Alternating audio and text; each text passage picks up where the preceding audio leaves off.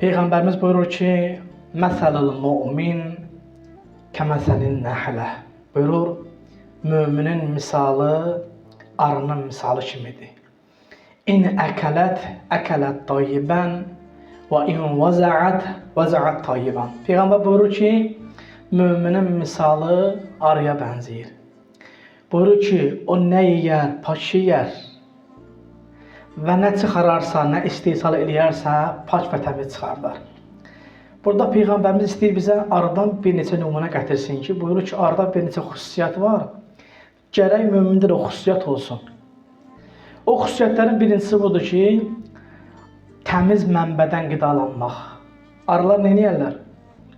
Arılar harda gözəl çiçək var, harda gül var, onun nektarından istifadə eləyər, götürər və bal kimi insanlara şifabəxş bir məhsul istehsal edir. Düz deyil. Həmişə çirkin və natəmiz yerlərdə olmaz, uzaq durar onlardan. Buyurur ki, mömin də belədir. Mömin də gərək halal yesin, haramdan uzaq dursun. Onun qazancı da, əməlləri də gərək pak və təmiz yerdən olsun. Və ondan çıxan sözlər də, onun rəftarı da nə olsun? İnsanlara şifa versin, nur versin.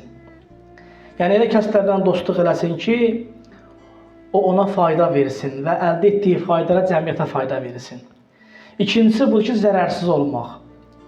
Peyğəmbərimiz buyurur ki, bu hədisdə ikinci bizə dəlili aşkar olan mövzu budur ki, arılar zərərsizdirlər.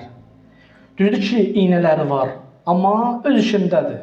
Nə qədər onu narahat eləməsən, o öz missiyasını yerinə yetirəcək. Öz arısından yalnız satan istifadə eləyər, özündən müdafiə edən zaman arısından istifadə edir. Buyurur ki, mömin də gərək belə olsun, arı kimi öz işində olsun.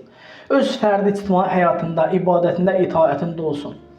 Çalışsın dili ilə, rəftarı ilə, hətta qəlbində belə kiməsə pislik iqtidarında olmasın.